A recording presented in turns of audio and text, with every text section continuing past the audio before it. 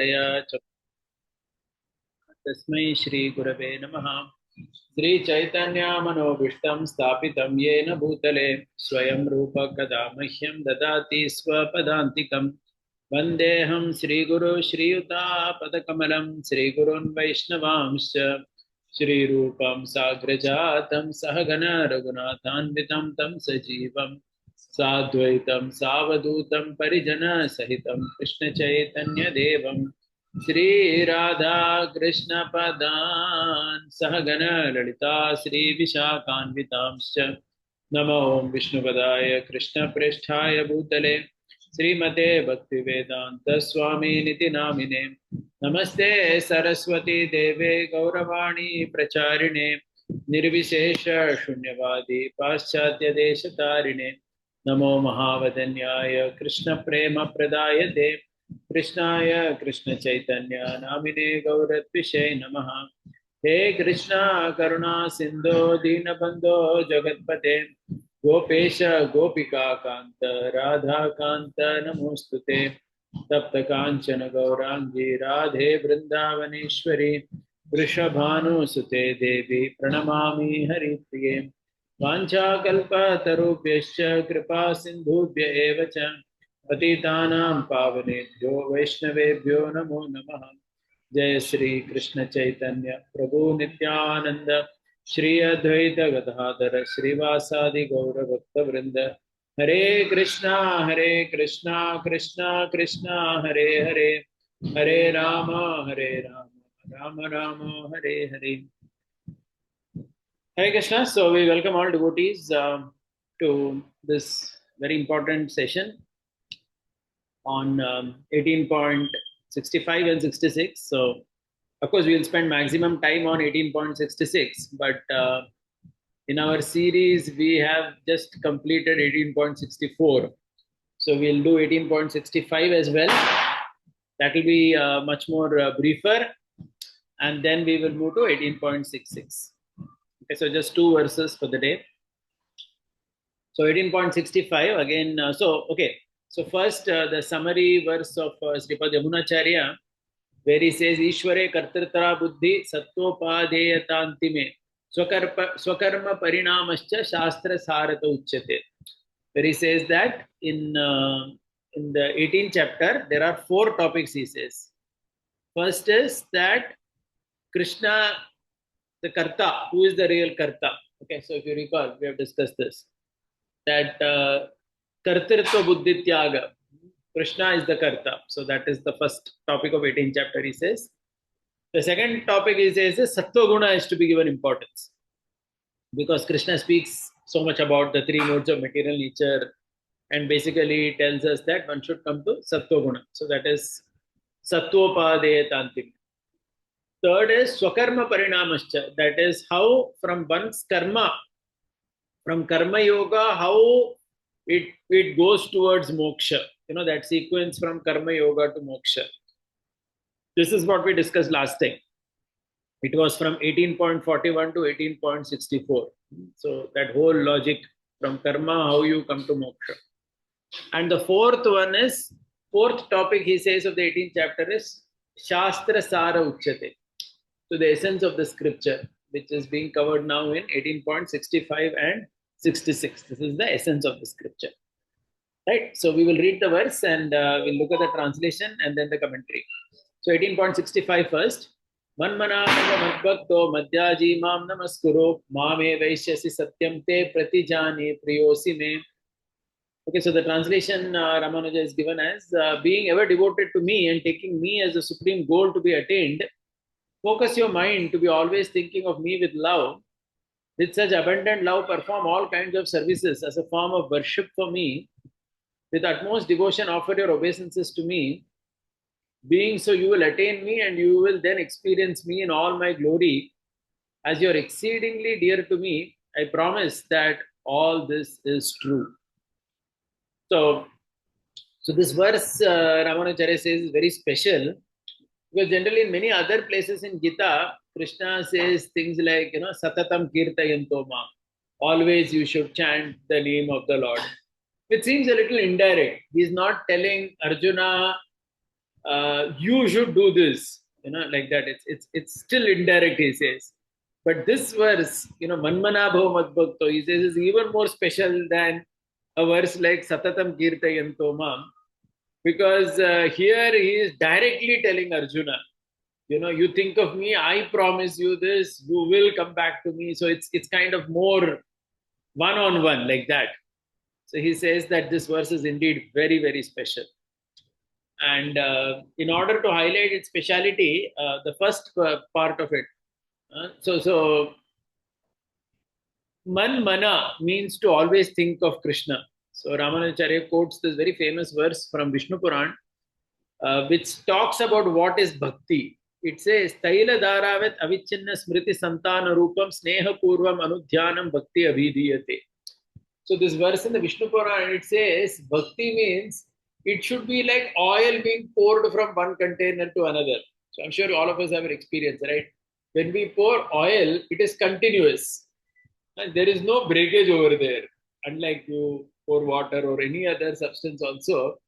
Oil, if you pour, there is a vessel down and there is a vessel on top. If you pour oil from the top, it is like one straight line without any kind of distraction in the middle or any disturbance in the middle. It is very, very seamless like that. So, Taila Dharavat Avichinna. So, this verse basically says that Bhakti Yoga means one has to think of Krishna like that. Always think of Krishna. Taila Dharavat Avichinna Smriti, your thought about Krishna should be like the Taila.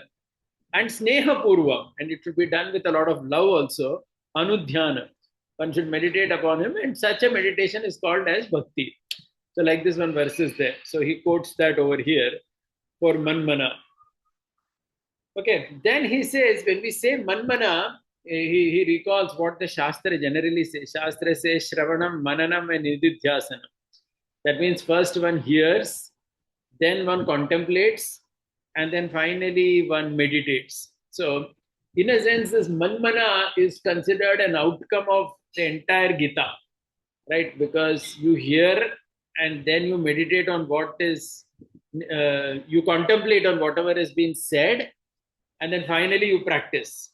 And so, this is the main practice, right? To think of Krishna always.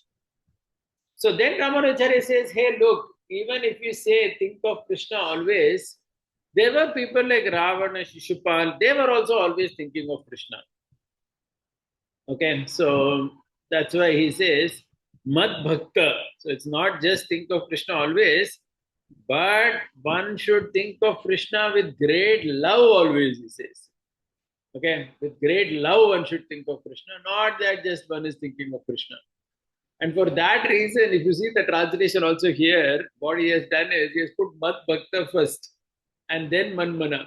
So the way he translates it is always being devoted to me, think of me always. Like that he says. He says because that is very, very important. Then third he says is Mad Yaji. So this word Yaji, it basically means to do puja. Yajanam means in Sanskrit to do puja to any devata, to any deva, like that, any deity. Okay, so Yaji means he says to cook, to do, to read the scriptures. All this is considered Yaji. So Mad Yaji means he says to do something for it, to worship him in some way. And Mam Namaskuru, always offer obeisances to him. So this is, he says, is the essence of Bhakti Yoga. And if you do all this, then what happens? That Krishna says in the second line. So second line, what is the second line? So Yamunacharya actually says that the second line is the essence of the Shastra. Shastra Sara we had heard, right? So he says Shastra Sara, the essence of the Shastra is that if you do this, then you will come back to him. Okay? Then we will go back to Krishna. So it's like Krishna's promise. And Krishna is saying also, Pratikjnane priyosime. I promise you that you will come back to me. So this is considered Shastra Sara, that we follow the yoga system and we will reach Krishna. We will reach the feet of Krishna, like that. I mean, we will reach the spiritual world. So the second line he says is the essence of the Shastra, the entire Bhagavad Gita, because it's called as Moksha Shastra. It is to help you go back to the spiritual world via the Archirarthi Marga. And then in the final part of the second line, he says, Pratinyane Priyosime. He doesn't only say, promise you this, he also says that because you are very dear to me. So Ramanujacharya says, why is the Lord saying this? He says the Lord is saying this to let us know that there is something called Bala Upachandana Vakya. Bala Upachandana Vakya in Sanskrit means, that means sometimes, what happens, some child is there, he is not taking the medicine.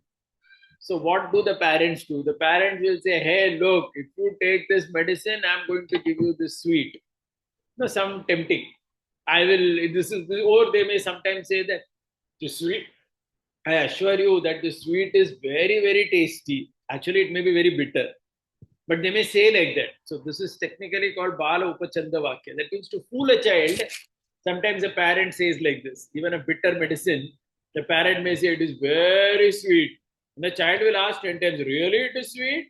He says, yes, yes, very sweet. There is no this thing. Parent will say all this to the child.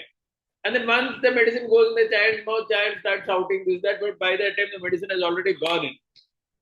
So this is, so sometimes, even those who are very dear to us, they may tell something, but that is actually false. Like this Bala Upachanda Vakya. Ramanujacharya is raising this point and then he's saying, is it likely like that Krishna is saying just like that? It is actually false. Can it become like that? He says, no, it cannot become. Why? Because he says Krishna sometimes breaks his word, but that is only to protect his devotee. But here he has already said that you are my devotee and you are very dear to me, and hence I am telling you. So he says there is no reason for Krishna to break his promise now. See, maximum Krishna will break his promise if there is a conflict where he has to protect his devotee. Like he said that I will not raise a weapon. But then later when Bhishma, Arjuna was not fighting very nicely with Bhishma, Krishna himself raised the wheel and went to kill, as if to attack Bhishma. So sometimes Krishna may do that, but that is done only when he wants to ensure that his devotee is protected. But here there is no problem like that, because he's telling Arjuna that you are dear to me and you will come back to me. There is no reason only for Krishna to break his promise. Ramanujacharya says, don't worry, let's not worry. This is not Bala Upachanda Vakya or anything. Krishna has said this means this is for sure like this only.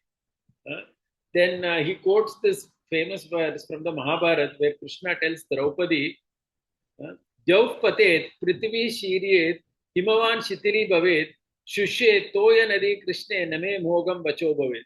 Very interesting verse. He says, Krishna says to Draupadi, Jauv patet, let the sky fall.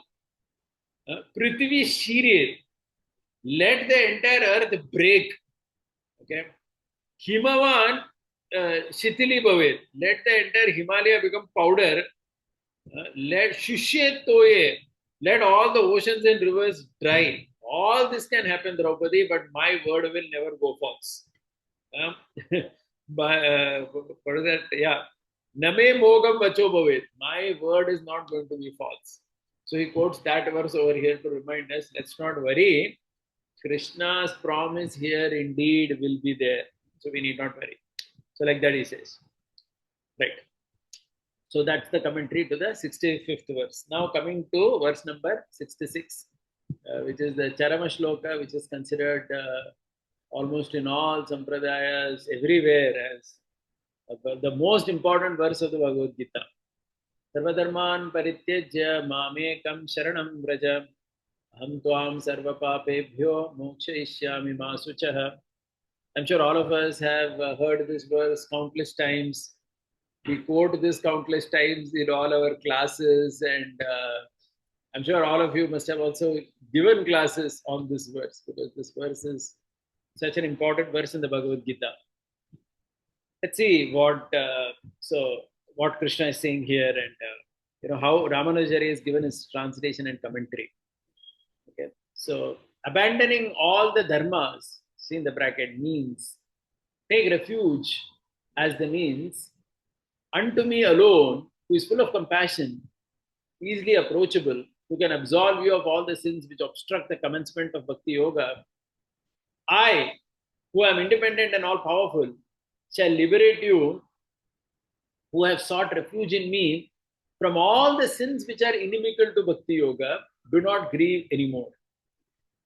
So, of course, this is a one translation, but there are three different commentaries which Ramanujacharya himself has given to this verse, and we will spend some time going through each of that. So one by one. So the first commentary. So the first commentary, he says, okay, so how are we going to understand this verse? He says, Sarva Dharman Parityajya means what? He says, because Dharma means what? He says, Dharma in the context of Bhagavad Gita means the yoga system. Because that is what Krishna has been speaking continuously in the Bhagavad Gita. Karma Yoga, Jnana Yoga, Ashtanga Yoga, Bhakti Yoga. 4 types of yoga systems Krishna has, right, by and large spoken. Starting from the 3rd chapter, if you see, he spoke about Karma Yoga. Even in the 18th chapter, Krishna spoke about Karma Yoga. He spoke about Jnana Yoga. He spoke about Dhyana. He has spoken about Bhakti.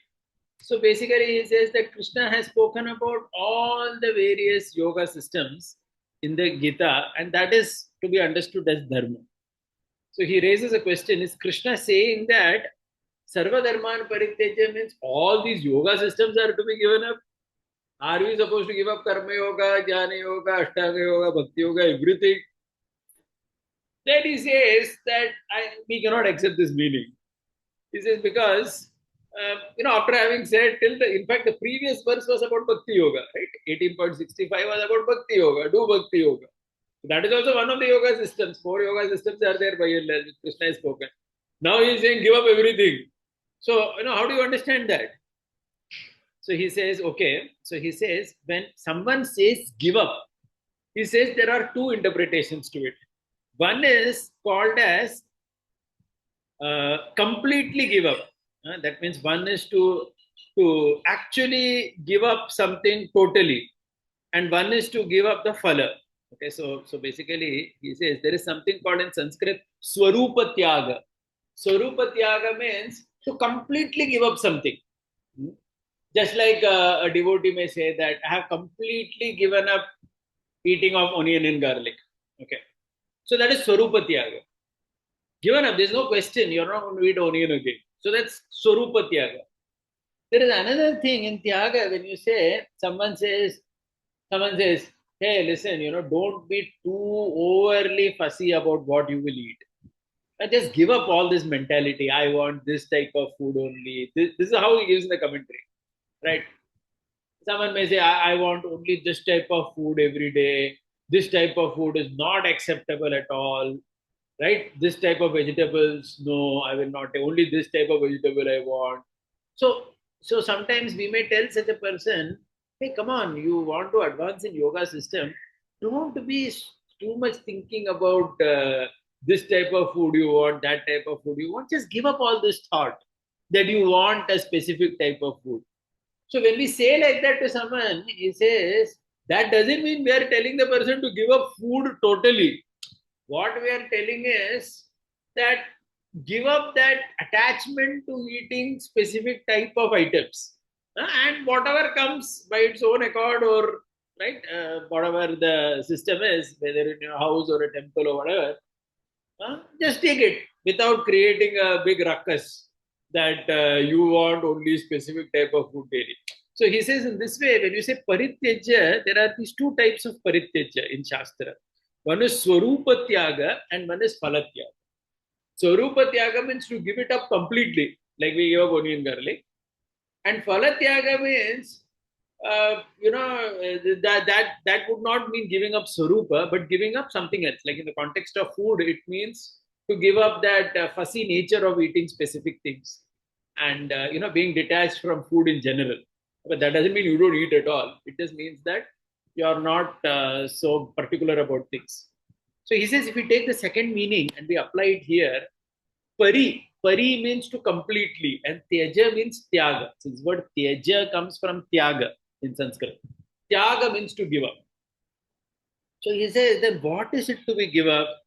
He says, we will have to look at the entire context of the Gita. So he says, throughout the Gita, Krishna has spoken about 3 types of tyagas. He brings that point here again.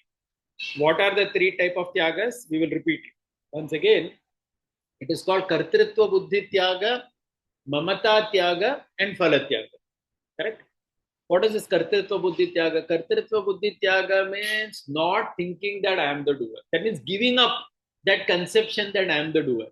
Understanding that Krishna is the doer and I am an instrumental. Because we quoted several verses for this right from the beginning. Right? If you recall in the 3.27 also, Krishna had said, Karta aham iti manyate. Right? Prakrite kriyamanani. Don't be proud thinking you are the doer. You can remember that verse. Then in the 11th chapter, Krishna told Arjuna, Nimitta matram bhava savyasachin. Don't think you are the doer. Fight this on my behalf. Right? Krishna says directly. And then in the 18th chapter, what did Krishna do? Krishna said, there are 5 causes for anything, Arjuna. And in that 5 causes, Paramatma was one, Jiva was one, and other 3 were related to Prakriti. Right? If you recall. One was the senses, one was the endeavor, and one was the place of action. So 3 are Prakriti, which is directly under Krishna's control. One is Paramatma himself, and one is the Jiva. So if you recall the commentary to that also, Ramanujacharya had said that someone may say at least 20% I am the doer, because one among the 5 is me, 3 is Prakriti, okay, that is under control of Krishna, one is Paramatma himself. But Ramanujacharya says, no, you cannot see like that. So if you may recall that example we gave. The example was what? The example was, suppose if a king comes to lift a palki of the Lord, there is a deity of the Lord which is going in a procession, king is coming to lift it. Along with the king, 4 servants are also lifting it. So what are the town people going to talk? Nobody is going to say king and 4 servants lifted the palki. Everybody will say king lifted the palki. The 4 servants fade in comparison to the king. And they are like insignificant. They are just standing there. Just like I always give the example. Our NBCC Pranab Mukherjee came to inaugurate. Along with him, 100 very big people came actually. Governor of Maharashtra came. Many big Air Force officials came. Big people came. Any of them will come individually, they will be a big star. But when the president came, nobody said. We all said president inaugurated the temple, right? Because when a very big person comes, then the other people who are there, they are just side. So Ramanujacharya says that, hey, look, because though Krishna has said 5 causes, but Paramatma is like the king over there. So even you cannot even say you're 20%. He is there, that's why you have some meaning over there. So this is Kartritva Buddhi Tyaga. Correct? This is there in the Bhagavad Gita in many places, as I said. So this is the first Tyaga, the first giving up. So what is to be given up? You have to give up the conception that you are the doer. Second thing is you have to give up the conception that this act is for your pleasure. That is called Mamata Tyaga. There are so many verses in the Gita. If you take 3.30 Bhagavad Gita, I remember that. Nirmamo, Nirahankaraha. So many places Nirmama comes in Bhagavad Gita. If you just type this word Nirmama, correct? Many places you will see Nirmama. Nirmama means what? This action is not for me. It is for the Lord. And like we say, na, Kayana vacha manasendriyarva buddhyatmanava prakriti sovat karomi yatyat sakalam parasme narayanadi samarpaya. Now, anything that I'm doing with my body, mind, all these actions are dedicated to you, O Lord. In fact, in our Shaligram worship, when we do the worship at the end, we say, everything means all. So there is a prayer, the Pujari says, that all actions done by my in Jagriti, Swapna, Sushupti Avastha and done by my hand, my legs, my genitals, everything I dedicate to you, O Lord. Like that, there is a prayer actually. A priest says, like the Pujari, when we worship the deity, at the end we have to say such a prayer. So basically, this Mamata Tyaga is there. In Shastra also it is there, and it is there in our practice also. Very simple thing. Anything we do, that action is for his pleasure. Okay, so please remember, there is a difference. Kartritva Buddhi Tyaga, what are we giving up? We are giving up the concept of doership. Mamata Tyaga, what are we giving up? You are giving up the conception that the action is for your pleasure. You are giving up that conception. Okay, and Ramanujacharya for this also he had given an example. I had said that earlier. I'm repeating it again. The example was that a king is there who has appointed, who is a fan of exotic birds. And so there is this king, he has a big collection of beautiful birds. So what he has done, he kept a servant to take care of all the birds. And that servant, what he does, whole day he spends cleaning the cage, feeding the birds, everything he does. So the question he raises, this servant is doing all this action for whose pleasure? The action is for whose pleasure? He says the action is not for the pleasure of the birds, neither for his pleasure. The action is for the pleasure of the king. Okay, the king once a month he may just come to the place to see how are my parrots and all the beautiful birds. Okay, but that whole month this fellow is working very hard to keep the cage clean, to keep all the birds well fed and stout, just so that the king is happy. Okay, so similarly, the body here is being compared to all the birds, which is the property of the Lord. We are like that servant. The Lord, the Paramatma, he is the king. Okay, so Mamata Tyaga means the action is not for my pleasure. So I'm taking bath, I'm brushing my teeth, everything I do from morning, everything is dedicated for his pleasure only. Okay, so Kartartva Buddhi Tyaga means he is the doer. I'm not even doing, I'm only the instrument. Okay, so just like a servant or an instrument, instrument is the best word, nimitta. That is Kartrutva Buddhi. Mamata Tyaga is the action is for his pleasure. And the third Tyaga is the simple one, which we all know, Phala Tyaga. I don't have to say how many times Krishna has said in Bhagavad Gita, Phala Tyaga, right? Right from beginning, he has said that, hey, Karma, famous Ma Phaleshu Kadachana. The fruit is not yours. Okay, so remember the three things: doership, the pleasure of the action, and the fruit of the action. So phala, which is fruit of the action, I did not say because I think all of us know this very well. This phala, Krishna has said too many places in the Gita from beginning, right? So these are the three type of tyagas, which Ramanujara emphasizes a lot, even in the 18th chapter in the beginning. We have seen that already.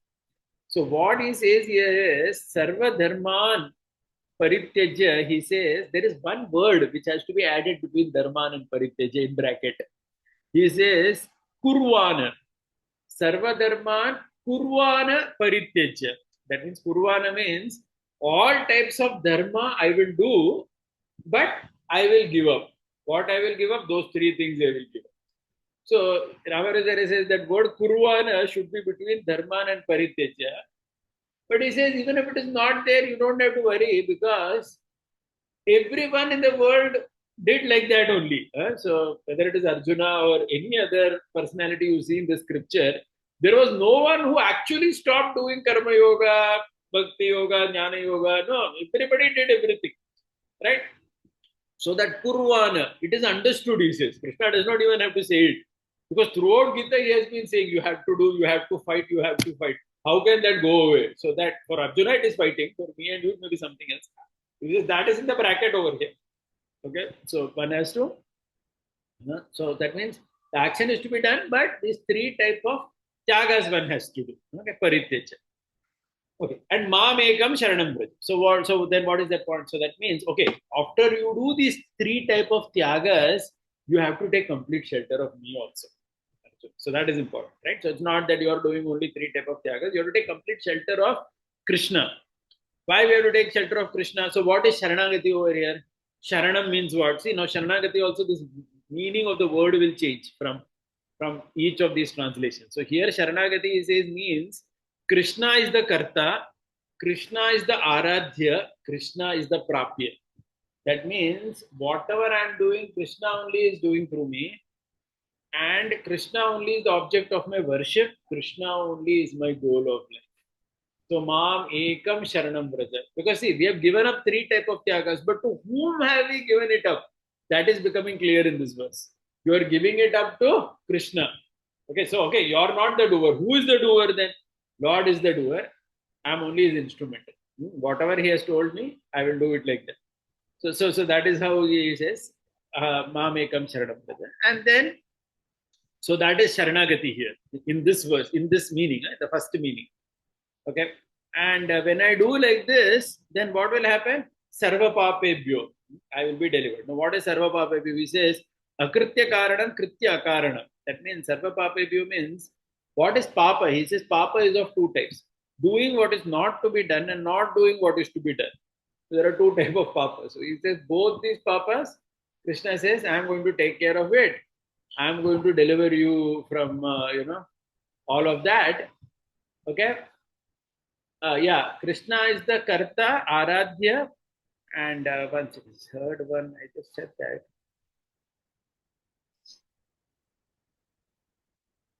Yeah, Prapyam. Prapyam means the goal. The goal. Aradhya is the object of worship. Prapya is the destination. Okay, we are worshipping Krishna to achieve Krishna. And who is worshipping Krishna? Krishna only is using me as an instrument to worship him. I am not doing anything. That is the bhava here.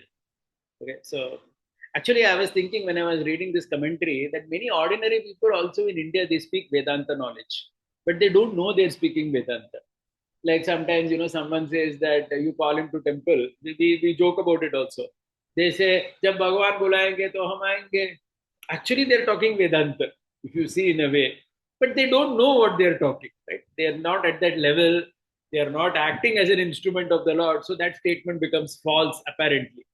But in many sense, that statement is correct. Right? When the Lord calls, there only you can go anywhere. How can you go otherwise? Right? He's the Paramatma. He has to inspire you. He has to pull you. Right? So that statement is there. Right? It's a Vedantic statement. Anyway, so this is Sharanagati. Okay. Now when Sharanagati is there, now Ma Sucha. Now see here again, Ma Sucha. Two papas is one is akritya karanam, kritya akaranam. That means doing what is not to be done and not doing what is to be done. Simple. Okay. So Ma Sucha. Now here, what is Ma Sucha? So Ma Sucha, Ramanujacharya says, see, Arjuna had an anxiety, starting from first chapter of Bhagavad Gita. What was his anxiety? Are how to fight Bhishma, Drona, all these people. Right from that was the whole reason why Bhagavad Gita was spoken. Correct? Arjuna had this anxiety. How can I fight? How can I do all this? Will sin not affect me? Krishna, remember, Arjuna had said all this.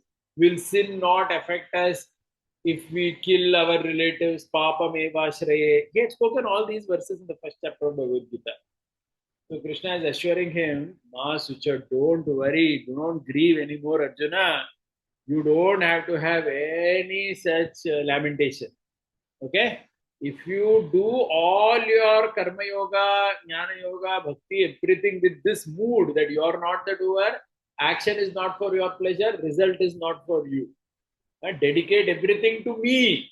I will take care of you, my dear. Absolutely don't worry. Okay, so this is the first meaning he says. This is the first, commentary that he has given to this verse.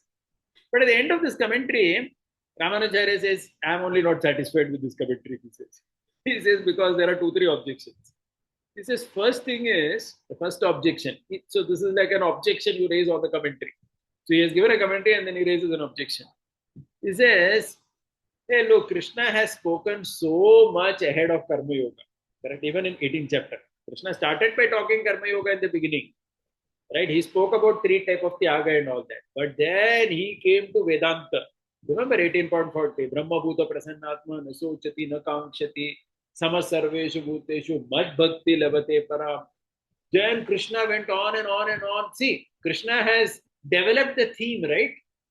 See, Karma Yoga has to be done with 3 types of Tyaga. That is correct. But then beyond that, after doing that, you get Jnana. Then after doing that, you start meditating. When you start meditating, you come to the platform of Brahman realization. When you come to the Brahman realization, you understand Paramatma. Then you want to serve Paramatma. Then you want to always think of the Paramatma. So, Manmana Bhava Madbhakta. You reach 18.65. Ramanujacharya says, after speaking all this knowledge and bringing Arjuna to the level of 18.65, where he has spoken about Manmana Bhava Madbhakta, again to go back and say that, Sarva Dharman Pariteja means do everything with the 3 types of Tyagas and dedicate everything to me. He says, I'm not personally so happy with this explanation. Okay, fine. Then he says, there is another objection to this explanation. He says, the first explanation. He has given an explanation, but he says the second, somebody can raise an objection. He says, Ma Sucha. He says, we explained Ma Sucha by saying that Arjuna's lamentation has to go away. But he says Arjuna's lamentation already went in the 3rd chapter only. Okay, so see, Arjuna lamented in the 1st chapter of Bhagavad Gita, certainly. But even after hearing 2nd chapter and 3rd chapter only, Arjuna was pretty much, he was not lamenting. Later, Arjuna doesn't say how to kill Bhishma and Drona. No, he doesn't say that. That all has been taken care in 2nd chapter only, actually. With 2nd chapter only, all that has been answered. And in fact, later, so actually this Ma Sucha, don't worry, this comes 3 times in Bhagavad Gita. Once it comes in Bhagavad Gita, 2nd chapter. In 2nd chapter, actually, it comes in 4 or 5 places. If you see between 2.11 and 2.30, 4 or 5 times Krishna says Sucha. Nanu sochanti panditah, those type of verses. Don't grieve. Krishna has said 5 times in second chapter. That was to address Arjuna's grief. So there only it is taken care. And in fact, in the 16th chapter, second time Krishna said Ma Sucha. When was that context? 16th chapter, he said Ma Sucha Sampada Partha Devi Prakriti. So, when Krishna spoke about Devi Prakriti, Asuri Prakriti, I think that was 16.4 or 16.5, where Krishna says Ma Sucha Sampada Partha. Don't worry, Arjuna. You are born of Devi Prakriti only. Because after hearing Devi Prakriti and Asuri Prakriti, Arjuna could have thought, God knows which Prakriti I am born of. So Arjuna, Krishna, that time Mahasucha, he said, don't worry, you're born of Devi Prakriti only. So that was second time Mahasucha. And now third time Krishna is saying Mahasucha. So Ramanacharya says, how can we say that this Mahasucha is to address that Arjuna's original lamentation? That is gone long, long back. So he says, we'll have to give another explanation to this verse. So then he says, the second explanation now starts. So the second explanation, what he says is,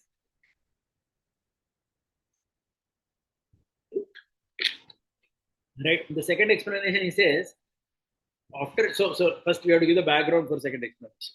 Why Krishna has to say that. After hearing all this Bhagavad Gita, and till 18.65, Arjuna had a lamentation in mind. He says, how can I ever come to this 18.65? Man mana bhava madbhakta. Always think of Krishna. How can you always think of Krishna? It is so difficult for me to always think of Krishna. Why it is so difficult to me for always think of Krishna? Because he says, Arjuna thought that, Krishna had also said, if you remember, right? Only one, Yesham Twantagatam Papam Janana Punya Karmana, Te Dwanda Moha Nirmukto Bhajante Mam Bidavrat. You recall? 7th chapter Gita. Where Krishna has said that only one whose all sinful reactions are exhausted and who has sufficient punya, te dvandva moha nirmukto, such a person without any duality and with great determination, bhajantema, he can worship me. Right? So Krishna has made it very clear that if you have too much sinful baggage in your quota, you cannot worship Krishna easily. Krishna is approached only by pure souls. So Arjuna's lamentation is that how can I, and then there are all these amazing verses, which are there in the Purana. So Ramanuja quotes one. Janmantara sahasreshu tapo jnana samadhibihi naranam kshina papanam krishna bhakti prajayate. A very famous verse from mostly Vishnu Puran, which says that Janmantara sahasreshu, after many, many lifetimes of tapasya, jnana, everything, Naranam Kshina Papanam, when your sinful reactions are gone, Krishna Bhakti Prajayate, then only you will come to Krishna Bhakti. So like these verses are also there in the Shastra. Okay, so Bhakti is so difficult because so much, with a mountain of sins I am having with me, how can I start Bhakti? So here now let's again look at word by word meaning. So Sarva Dharman Parityajya here means, Ramanacharya says Sarva Dharma means, here Dharma means not Karma Yoga, Jnana Yoga, Ashtanga Yoga, Bhakti Yoga, not that Dharma. He says Sarva Dharma means all types of Prayaschitta Dharma. So he says there is a lot of Prayaschitta Dharma mentioned in the Veda.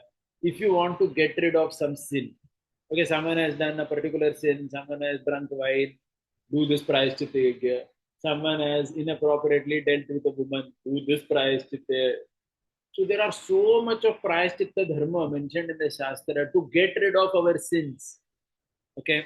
So here, Sarva Dharman Parityajya means he says to give up all those Prayaschitta Dharma. Okay. And here he means Parityajya is the first meaning of Parityajya. Remember I said for Parityajya there are two meanings. What is the first meaning? First meaning is Swarupa Tyaga, give it up completely. And second meaning is what? Give up, giving up is said more in a figurative sense. You remember my example of food, right? We had said one is give up certain things which you cannot eat, and one is give up that tendency to want to eat, be too fussy about eating, and just eat whatever you get. Don't be so much. Don't be always thinking about you want this and that. So two types of tyaga we had spoken about. right? One is Swarupa Tyaga and one is Phala Tyaga. So here he says this is Swarupa Tyaga. What is Swarupa Tyaga? Sarva Dharma Parityaja means what? Give up all this prayaschitta karma. That means a devotee doesn't have to do any other karma to purify himself other than doing bhakti yoga. That means one need not think now I have come to devotional service, I have done so much papa in the past. All that papa I have to clear by doing different things. No, nothing has to be done. Just the surrender process is enough. So that is the context he says of Sarva Dharma and Parityaja. Okay, so now he says Sarva Dharma means Sarva Prayashchitta Dharma Parityaja. Okay. And Ramanujaya gives, so there are so many types of Prayashchitta Karma in the Shastra. Like there is a Prayashchitta Karma called Krichanam. Then there is Chandrayanam, Pushpanda Homam, Vaishwanaram. And each of this Prayashchitta Homa or Karma is for a different sinful activity. So, and if you hear them also, it's very, some of them are quite amusing for us to hear how they are done. It's very interesting. Krichanam means, he says, it's a 15-day vrata. First 3 days, you are allowed to eat food, only grain. Next 3 days, only liquid diet. Liquid means not water. That means like grain and all completely, like very loose khichdi kind of, watery kind of thing. Not water exactly, but that type of a thing. Then the next 3 days, only vegetables. Next 3 days, only water. And next 3 days, full fast. So like this, there is a 15-day tapasya called Kricharanam. This is done for some sins. There is another thing called Chandrayana Vrata. Chandrayana Vrata means is on Purnima you will start such a Vrata, and whatever food is there, you are allowed to eat 15 balls. That means 15 morsels you can eat on Purnima. Then Chaturdashi, 14. Then 13. Like that it will go on reducing. Okay. Then finally by the time one reaches Amavasya, it has to be 0 fasting. Then again you can increase from Pratama to Shukla Paksha. 1, 2, 3, 4, 15. Like that. So this is one Vrata called Chandrayana. So like this, there are many Prayashchitta Karma that is set in the Shastra. And all this is to clean your sins. Okay, so somebody may say, should we do all this Prayashchitta Karma? So specifically to clean sin, these things are there. So he says, no, you don't have to Sarva Dharma Parityaja. You give up all these Prayashchitta Karma. And Mam Ekam Sharanam Brother. Now, Mam Ekam means what? He says, Mam Ekam means only to me. That means you are not going to go to all the Devatas and so many other people thinking that they will deliver you. No. So that faith you should have. That you don't have to do Prayashchitta Karma. Just come to me. Only you take my shelter. Okay, so the commentary he says, just like a child, a child who has played in mud, he comes and mother embraces the child with all the dirt. Okay. Similarly, Krishna takes us the way we are, he says. You come to Krishna with whatever Papa is there, just engage in Bhakti Yoga and don't worry, it will all be clean. Okay. So, Ekam, that's the meaning of Ekam. And Ma Sucha, Aham Tam Sarva Papebhyo is very clear. That is the same meaning. That I am going to drive away all the sins which are stopping your progress in Bhakti. Okay, so the mood of this particular translation is that one doesn't have to think that to supplement my Bhakti, I need to do something else also to drive away my sin and all. No, Bhakti itself is powerful enough to kick away all sinful reactions. That is the meaning here of Aham Tvam Sarva Papebhyo Mokshayishyami. Ma Sucha. Here Ma Sucha is not, Krishna is not telling Arjuna Ma Sucha, don't worry, you have to kill Bhishma Drona. No, not that Ma Sucha. Here Ma Sucha means don't think Bhakti is too complicated, or don't think that how can, because you have so much sin, mountain of sins from so many past lives, how can you start Bhakti Yoga? Don't think all that. Ma Sucha, don't worry. Just take my shelter and you don't have to do all the other Prayashchitta Karma and all to get rid of sins. I will do everything for you. So this is the second meaning which he gives of the same thing. And if you notice carefully, it's a completely different explanation than the first one. And now if you see, subsequent purports also, like I was later looking at, for example, if you see I'll just read from this. If you see Baladev Vidyabhushan's commentary on Bhagavad Gita, okay, he has taken completely the second meaning only. I'm just reading. How is it possible for men whose hearts are contaminated with unlimited sins in the form of various, backlog, ancient karmas to perform your bhakti? How can we do that? Arjuna is thinking. He has written like that. Who? Baladev Vidyabhushan. And please note, this is coming as it is from Ramanujar's commentary. Giving up completely parityaja in the very essence. Okay, so one second. I'll just go to that thing. Yeah. So he says, surrender to me only and not to others like Devatas. You need not lament that it is impossible for you with a short lifespan to do difficult austerities to clean, to achieve purification. See, you understood, na? So Arjuna is having in his mind, how can I do this? Don't I need to do so many austerities to clean? No, nothing. You need not do anything. You just, if you are a bhakta, all this is taken care. So anyway, I'm not reading his whole commentary, Baladev Vidyabhushan. But if you look at that commentary, it becomes very clear that he has taken this particular mood only. Okay, this is the second commentary of Ramanujacharya. And even Prabhupada's commentary, if you see, in the Prabhupada's commentary for 18.66, he basically says, I'm reading a part of it, there are different processes of religion and purificatory processes by cultivation, so the simple surrender to Krishna will save him from unnecessarily wasting time. Prabhupada writes like that. One can thus make all progress and be freed from sinful reactions. Okay. Then even the words used, ma sucha, don't fear, are very significant. One may be perplexed as to how one can give up so many different religious forms and just surrender to Krishna, but such worry is useless. Actually, all this type of commentary comes from this only. So here again, Sarva Dharma doesn't again mean to give up what Krishna has said in the Gita. It means not that Arjuna is supposed to give up Kshatriya Dharma. No, not that. It is referring to the Prayaschitta Karma. So like that, Ramanujacharya has explained the second meaning. Okay. Now, interestingly, before we go to the third meaning, to give some background to that. So Ramanujacharya actually in his Bhagavad Gita commentary, he has given only two meanings, these two. And he has said the second meaning is more suitable. Like that he has said, and he stops over there. Okay. But then, because Ramanujacharya says that from the Gita perspective, to say Sarva Dharman Parityajya means to give up Karma Yoga, he says we cannot do that in the Gita. Okay. So what Ramanujacharya has done is, he has another book called Gadya. Gadya basically, it's a book where they talk about the Sampradaya Vishaya. Okay, so now I want to introduce one particular very important point here. That, in many these acharyas, when they have given their tika, what they have done, for them, that loyalty to the text is very important. So they don't, they never move away from the text. What Krishna has said, they will stick to that only. Okay, so there is something called Shastra Vichar and there is something called Sampradaya Vichar.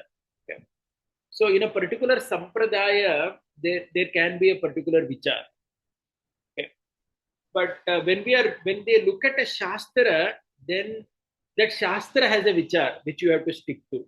Okay, so for example, when you are seeing Bhagavad Gita, the Bhagavad Gita as a book has a particular thought process, a Vichar. You cannot go against that. Okay. So whenever Ramanujacharya is explaining Bhagavad Gita, he will stick to what Krishna said in that verse. Because Krishna is saying it. How can you say that, this is not to be done now? Or this is not like this at all? You can't directly contradict Krishna's words. So he will not do that in that. Or he will not bring it over there. Or every Shastra has a mood. Like for example, Bhagavad Gita means Karma Yoga is important in the Bhagavad Gita from beginning to end. So to sit in the Bhagavad Gita and say that you can give up Karma Yoga, it somehow goes against the Gita, right? Because the Shastra called Bhagavad Gita doesn't allow you to give up Karma Yoga only. So how can you take Bhagavad Gita and say give up Karma Yoga? So that's not possible. That's not possible. Okay. So what he does is, in his Gita commentary, in the Bhagavad Gita when he wrote, he doesn't give the third interpretation. He stops at 2. But then what he has this book called Gadya Traya, 3 types of Gadya. One is called Sharanagati Gadya. So in the Sharanagati Gadya, there he goes into the Sampradaya Vichar. Now, Sampradaya Vichar means, so now another thing I wish to tell.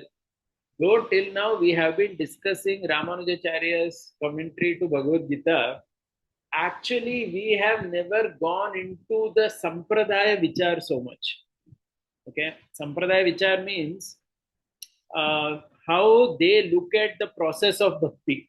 Like, for example, nowhere in the Bhagavad Gita, Ramanujacharya says you must chant this particular mantra, do this, this, this. Like that, he will never say. Why? Because Krishna doesn't say all that. Right? So, he just says what Krishna has said, just elaborating on those words. Okay. So, Sharanagati Gadya is a book authored by him, which is completely separate from the Bhagavad Gita. As in, it's a separate book, it has a separate identity. There, he elaborates the concept of Sharanagati.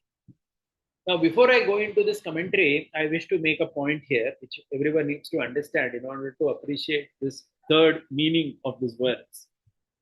That being that in the Ramanuja Sri Sampradaya, they look at Sharanagati. Sharanagati itself, this word Sharanagati is seen in two ways.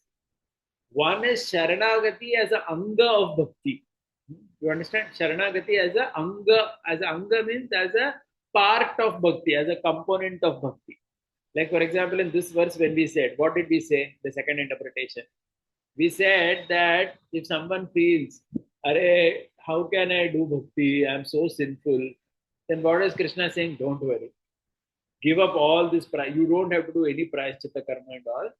You simply take surrender unto me, do Sharanagati. I will clean you of all your sinful reactions. And do not fear. Do not think that bhakti is very difficult. So here, Sharanagati is an anga of bhakti. Even in 7.14 Bhagavad Gita, correct? Sharanagati is an anga of bhakti. A devotee does Sharanagati so that he can become freed from the three modes of material nature. I'm talking about 7.14 Bhagavad Gita.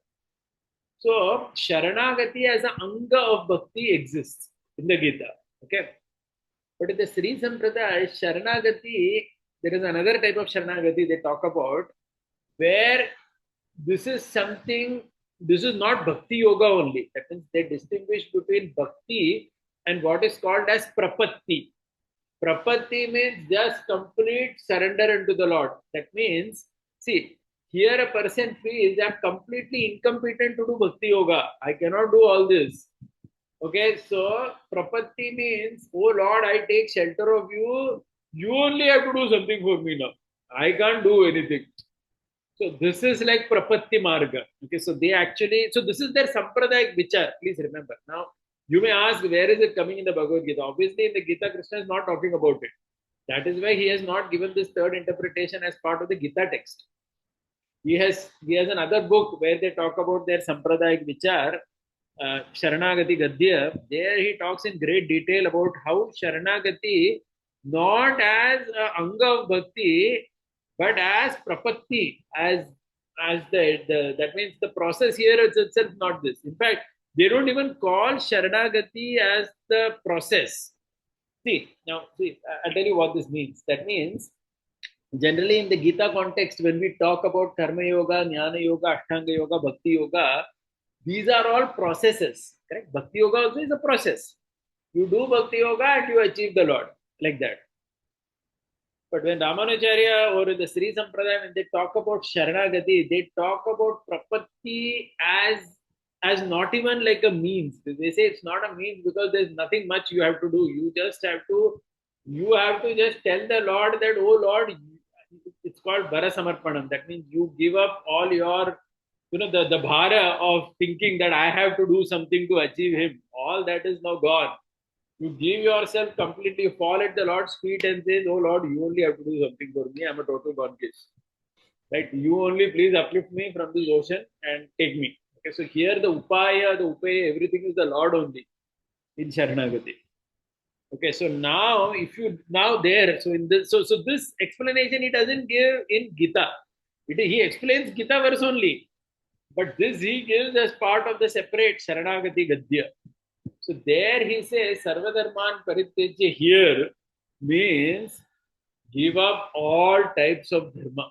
That means this Karma Yoga, Jnana Yoga, Ashtanga Yoga, Bhakti Yoga. So Sarvadharman means he says it includes Bhakti Yoga also. He says everything, nothing. That means Arjuna, after hearing all this, feels, my God, I really can't do all this. This is too difficult. I mean, of course, he doesn't tell it in the context of the Gita. He gives it as a separate explanation in another book only. Because he says in the Gita, I cannot bring this, he says. Because in the Gita, if I bring this explanation, it will contradict the flow of the Gita only. Na? Because how can you say this in the Gita? So he has been sensitive to that and given this meaning in a separately different book.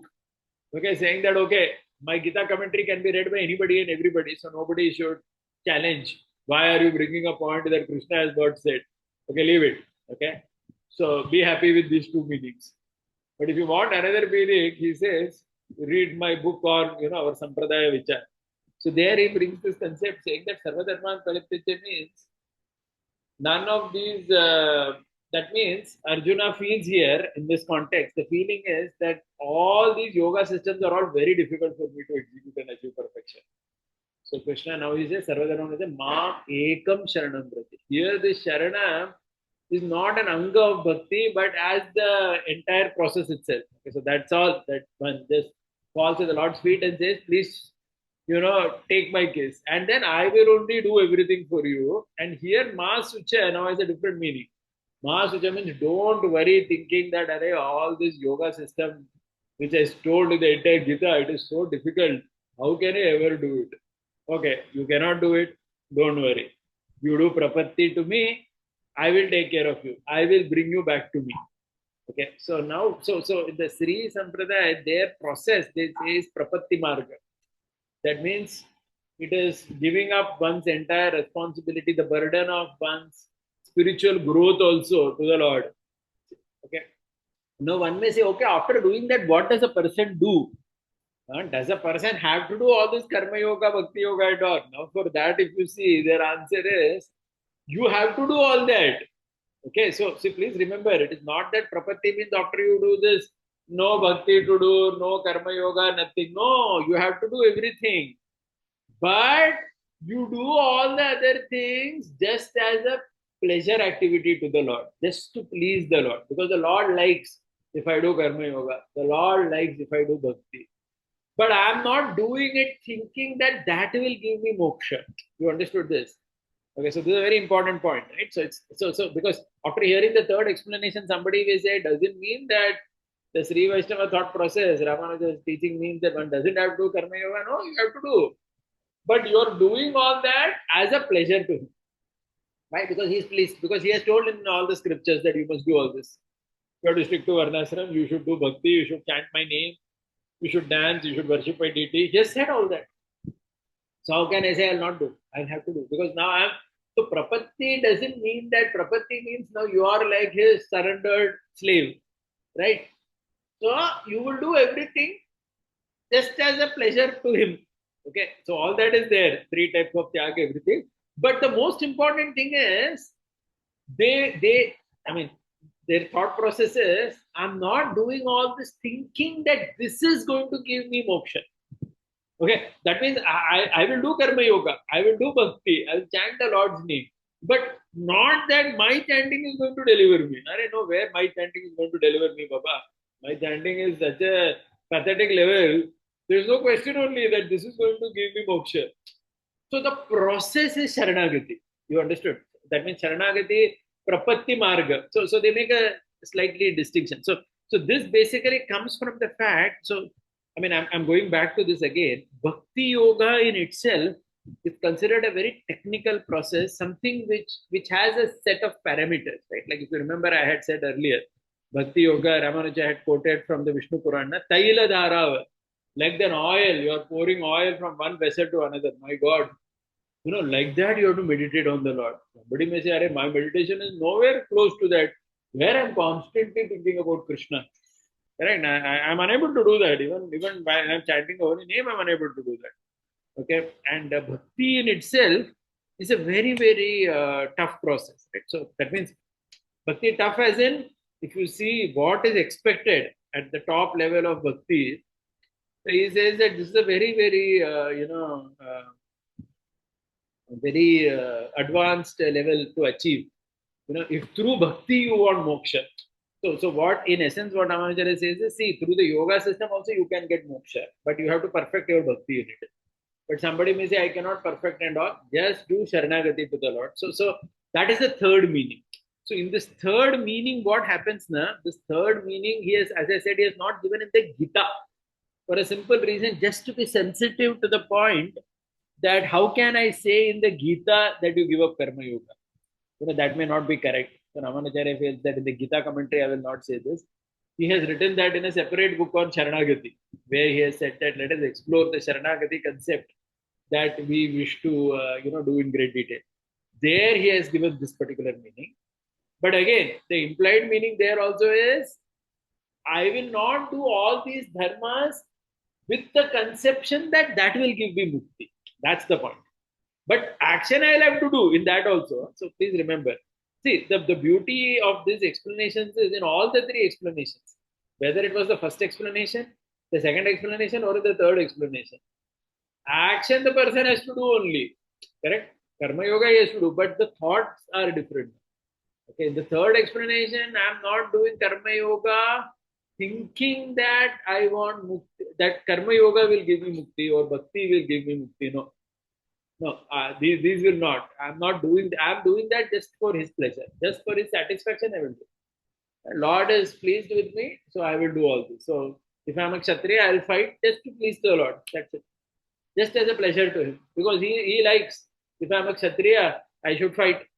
Okay. Yeah. So like that. So in this particular way, he explains this particular third meaning. Yeah. So this prapatti, as I said earlier, the Sharanagati, he makes a distinction between Sharanagati as an anga of bhakti and Sharanagati as a different entity itself. So he says prapatti is not upayam, okay, but a small endeavor. Moksham is Bhagavad Sankalpam. That means moksha is given by the Lord. That means in Bhakti Yoga, what happens? Because of your bhakti, you basically come to moksha. Correct? So someone is a unalloyed bhakta, always thinking of Krishna, and by virtue of that, he is getting moksha. But a prapanna, that's the right word, he is not getting moksha because of his bhakti. Okay, because perhaps he may have not even reached that level of bhakti. Correct? In many ways, if you see now, I mean, I was thinking later about this. So, in our own understanding of whatever we have, sometimes we use this terminology. Like, for example, sometimes we say that even if you have not come to the top level of bhakti by like Shuddhanam, or you have not perfected your chanting and your entire thing, but still, if you have surrendered, then Krishna will take you back to the Godhead. We say that, right? I mean, we do make such statements in a more informal sense like that.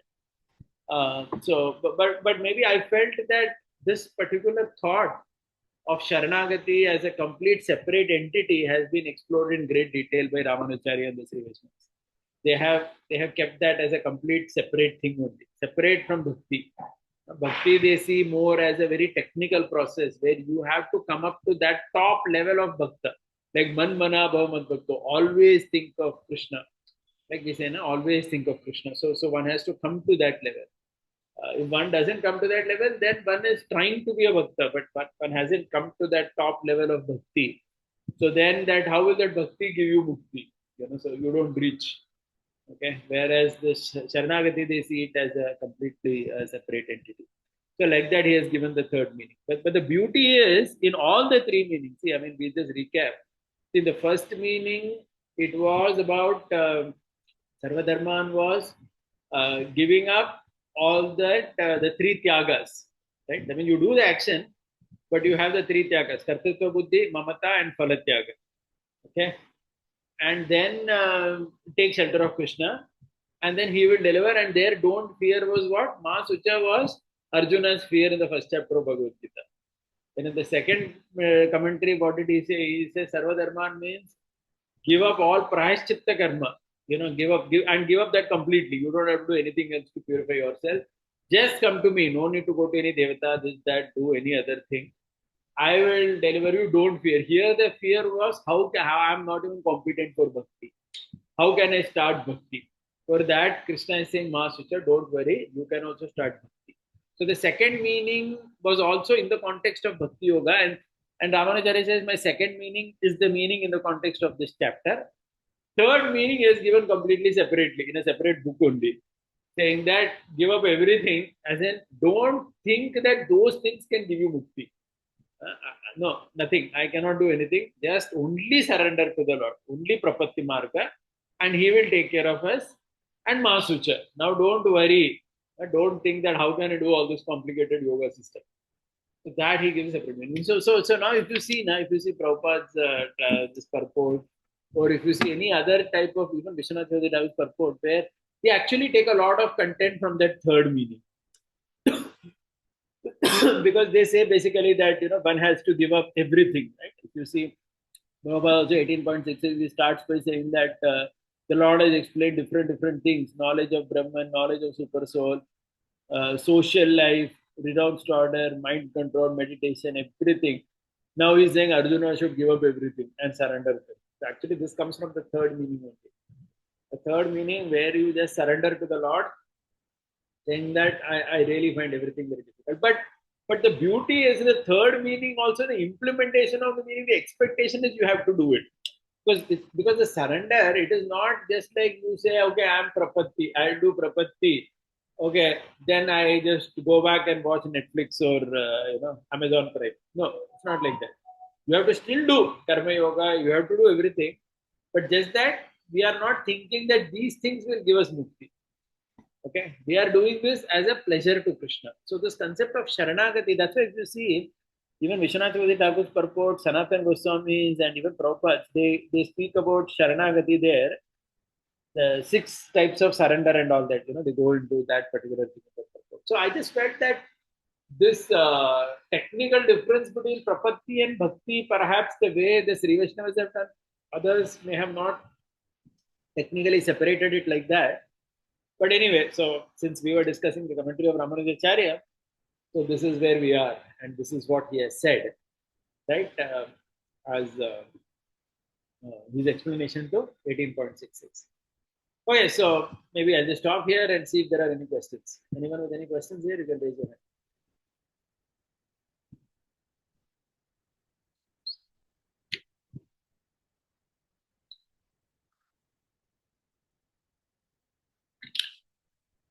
Anyone with any thought and question? Yes, Udavanand, go ahead. Hare Krishna Prabhuji, thank you very much for this wonderful lecture. Very deep insight, actually. I was having one question regarding the 65th verse, because I was also reading one more commentary by Vishwanath Chakravarti Thakur. And Vishwanath Chakravarti Thakur tells that this is a Paribhasha Sutra of the Bhagavad Gita, the essence of Bhagavad Gita. So this Paribhash Sutra is something which is specific to our sampradaya only, or it is sometimes quoted by Ramanujacharya also? Yes, in fact, Yamunacharya himself, who was, he has said that this 18.65, he calls it Shastra Sara. He said, Hmm. line of it is Shastra Sara, especially second line. Mam e vaishyasi satyam te pratijani priyosimi. Mam e vaishyasi means you will come back to me. So that coming back to Krishna, where if you see, that's the ultimate goal, like you see, Brihad Bhagavatam is the third volume. That cover is there, Krishna is embracing Gopakumar. So that going back to Krishna is considered the Shastra Sara. So the ultimate of the scripture is to take you back to Krishna Loka, Vaikuntha. Yes. So of course he talks about Yamunacharya Okay. Shastra Sara. These are various ways of explaining it. But Yes. it's a very similar explanation. Yeah. Yes. Thank you. Thank you, Prabhuji. And one more question I was having, since we are going to Yatra, Prabhuji. So I was reading one book by Bhakti Purushottam Maharaj regarding Navdvip Mahatmya, and there he states that even Ramanujacharya visited Mayapur. So I don't know if you have some background of it, if you know some background of it. No, I don't know. I'll have to figure that out. Okay, okay. Hare Krishna. Thank you. Any other question? Anybody else? With any other question? Yeah, Prabhuji, thank you so much. It's a very deep, thoughtful, insight class, clearing many, confusions. So I have one question. It's just like, you was talking about a prayashitya. So, jo Krishna, when it says Sarvadharman Parityajya, so that means you don't have to worry about your prayashitya, like somebody do some activity for removing his sinful something or like that. But that does that include his prarabdha karma also? No, no. Prayaschitta karma, I'll tell you. See, prayaschitta karma, this term, no, it's a very specific term. This is there when one has done some mistake. See, it's Okay. like this. There are some sinful activities that one can do right now. Na? That means, Okay. it's like, see, now we may have done so many sins, we don't know also what sin we did. That is one thing. Leave that aside. But let us say somebody has done some mistake. Like by mistake, somebody did something. Now the Mhm. question is, see, generally, if you go to the Vedas, they say that you have to do prayashchitta. You did some sinful activity, you have to atone in a particular way. Like sixth canto also talks about it, na? Prayashchitta. Sixth canto, the Ajamil Upakhyan, it talks about prayashchitta in itself. So there are different prayashchittas for different sinful activities if one does. If one knows that one has done a sin, one has to do the prayashchitta. So the Vedas talk about several prayashchitta karma. Okay. So this is not for so see it's like we have already see prarabdha karma means I already have a body. That is prarabdha means manifested karma. That nothing Mhm. much can be done. See, you already have a body, na? That body itself is due to substance, which we may not Right. even know what it is. It's slightly different. I hope you got the point. Yeah, yeah, understood, understood. Like we do the worships for different devatas for some sinful act or something like that. Yeah, That is not required. yeah. One need not do that. That's the Understood, but understood. just comes And to one thing, just I'm just clarifying my understanding. When it is Sarva Dharman Parichay, that is not about kind of living one's prescribed duties according to one's dharma. It is about worshipping other devatas and other things like that way. so, see, more specifically, Ramanujara says it is about worshipping all those thinking that I need to do that so that I can start bhakti. Please remember Oh, that the meaning is very clear. yeah, See, yeah. in the Gita perspective, Ramanujara doesn't say that. No, see, the Gita perspective is that is very clear, right? Because in the Gita previously it had come that one may like for example, like let's go back to Arjuna only. Arjuna Yeah. worshipped Lord Shiva for Pashupatastra. Arjuna is not worshipping Shiva thinking that I need to worship Shiva to rid myself of some sin so that I can do my bhaktiness. Mm-hmm. Bhakti is sufficient in itself. One doesn't have to do anything else just so that bhakti becomes easy. That is the second meaning. You understood? Oh, understood, understood. Yes. But someone may do something like some yajna is done, some Yudhishthira Maharaj is doing Rajasuri yajna, there some devatas are worshipped and all that. That's a different thing. That is not being done with Mhm. the intention that I have to do this for this particular purpose. Correct? That is being done as part of that vidhi. That is fine. That is not being objected here. So I hope you got the point. Yeah, yeah. Yes, Roji. Understood. Yeah. Yes. Yeah. So for example, let's say you're doing some Vastu Puja at home. Hmm. Vastu Puja at home, when you do that is to invoke that correct auspiciousness in all the directions and all.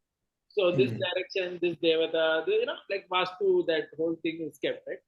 But one doesn't do that thinking that if I don't do this properly, my bhakti is getting hampered. So that is being done for a particular intention purpose. That is Right, different. right. Actually, that comes under Karma Yoga only. Mhm. Worship various devatas come Karma Yoga only broadly. But that is to be done again with all the Tyaga, everything, correct? Yes. The whole idea, the second interpretation is that to do bhakti only will rid me of my sinful activities. I just take shelter of Krishna, my bhakti will become smooth. I don't have to worry much. So that is the Ye- whole perspective. I hope it is Yes. clear. Yes, yes. Thank you, Roji. Hare Krishna. Anybody else with any other question?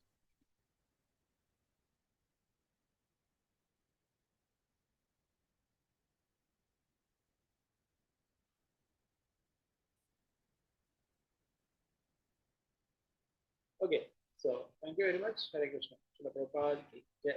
Gaur Bhakti Vrinda.